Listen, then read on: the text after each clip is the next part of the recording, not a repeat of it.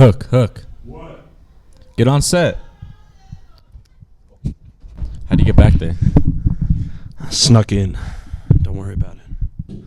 This is Rico and Hook. To start off the show, we get the NBA Finals in full swing, and Nikola Jokic had a triple-double in Game 1. He's been doing very well, and there's actually a stat how he's putting up 40 points a game, and it seems like they lose all of those games. So him being more of a team player might have to pay off in the long run. And you've seen it, just all playoffs long. He's been doing a great job just dominating every team he's faced, but especially in these finals against the Heat, there's just no answer for him. He can put up a shot from anywhere on the court. He can out-rebound any guy on the court, and he's putting up about 10 assists per game in these finals. So, like you said, he's been dominating all playoffs long, and I think he's going to keep it going for the rest of the finals. But moving into Game 2, Jamal Murray with a missed game winner. The Heat closed it out with the win. Now it's 2-1 after Game 3 just last night. How do you feel about the Heat's chances of making this comeback? Yeah, the momentum is all that matters. So now that they just won a game and missing a game-winning shot, like for Jamal Murray as a player overall, that hurts you a lot, especially coming into the next game, the next couple of days. You just got to get your momentum back and get your confidence back overall. So if the Heat can stay hot and keep the momentum going, I think they can win it all. And now Nikola Jokic in last night's game, a 30-20-10 triple-double, the first in NBA Finals history.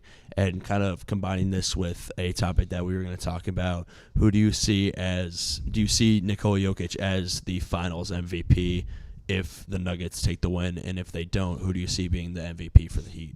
I say Nikola Jokic 100% is going to win the Finals MVP if they do win it. But it has to be Jimmy Butler.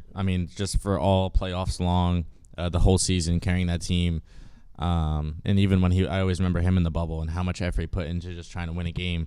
But yeah, definitely this NBA Finals, it's going to be either Jimmy Butler or Nikola Jokic. So do you see this series going to 7 games? It's 6 or 7 games for sure. Now that'll do it for our segment on the NBA. Don't go anywhere. We will be bringing you our segment on the New York Yankees when we come back. To close out the show, we have a segment on the best team in Major League Baseball, the New York Yankees. Kinda. They have the sixth highest win percentage without Carlos Rodon, Harrison Bader, Frankie Montas. Nestor Cortez just got an MRI and it does not look that good. Aaron Judge now in the IL. The Yankees need some new faces, but having the 6th highest win percentage is pretty good for not having some of their key guys. And you said it right now. They're missing a lot of talent, especially in that starting rotation and in the outfield right now without their right fielder and center fielder. But, like you said, they've been doing a great job record-wise. They've been actually putting the bat on the ball. Some surprise big-name players have been coming up clutch lately, and I think without these top guys, they've been doing a great job. And once they come back, they're going to be doing even better. Yeah, definitely. And a kid that needs to start turning things around is Anthony Volpe. Been struggling at the plate, batting basically below 200 at this point. That's what it feels like. On the defense side of the ball, not doing too well either. It just seems like all around the ball he needs to improve, and if he does improve just slightly everywhere, he will be a really good player for the New York Yankees. And he's very young and has room to improve everywhere. But there's guys in the minor leagues that are hitting over 300 right now. Like Oswald Peraza. He was up earlier. Him and Volpe were battling in spring training. Volpe won the starting job, but I think Peraza needs an opportunity, even if it's at third base, second base, or have Volpe sent down for a couple of games, get his swing back and stuff like that. But even Estevan Florial in the outfield, batting over 300, 10-plus home runs in the minors, could be a good addition to the outfield too. Like you said, there's some great names in the minors, but I don't think you can devalue Volpe's game right now. He came out of the minors as the top prospect above Jason Dominguez, who was one of the most hyped up prospects we've had in what feels like the last few decades. But I think Volpe has been struggling, like you said, at the plate and in the field. But, if he can just turn a few things around, it's just, it's a game of micro adjustments. If he can make those adjustments to his game, I don't see why he can't turn things around in the second half of the season and then beyond.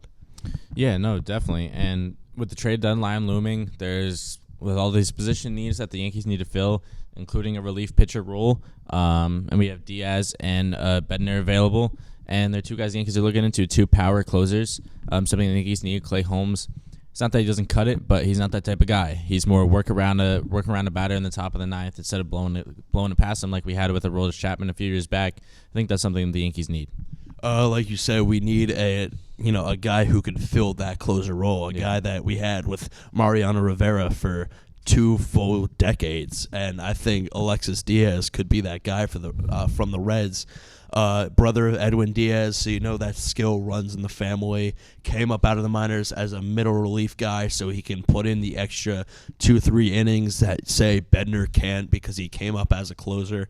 I think Diaz could be our guy. It's just a matter of what the Reds want to get him, because I'm sure they're going to be eyeing down prospects with Diaz being so young. No, I definitely agree. And now moving to the outfield spot, Aaron Judge, Harrison Bader, both injured.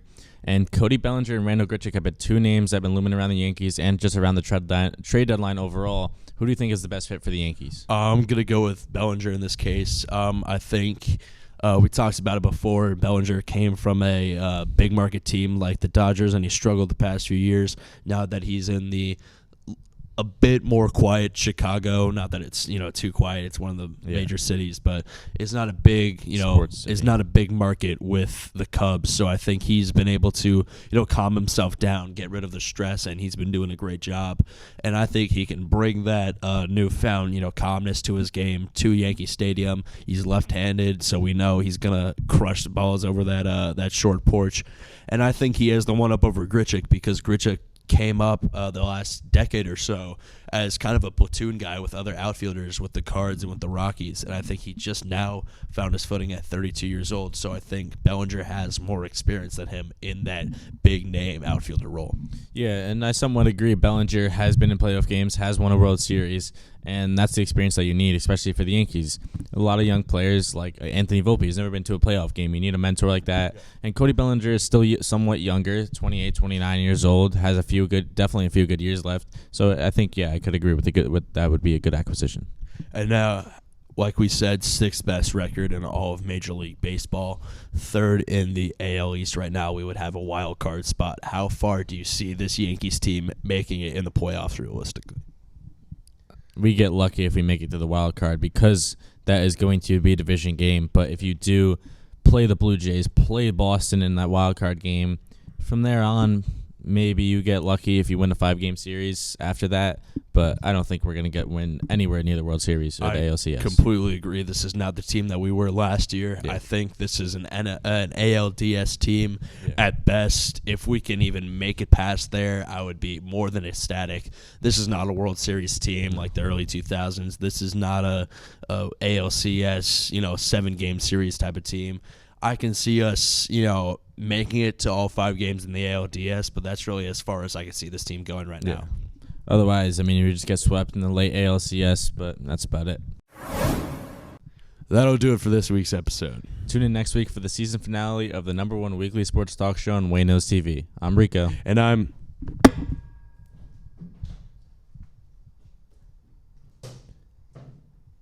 This has been Rico and Hook.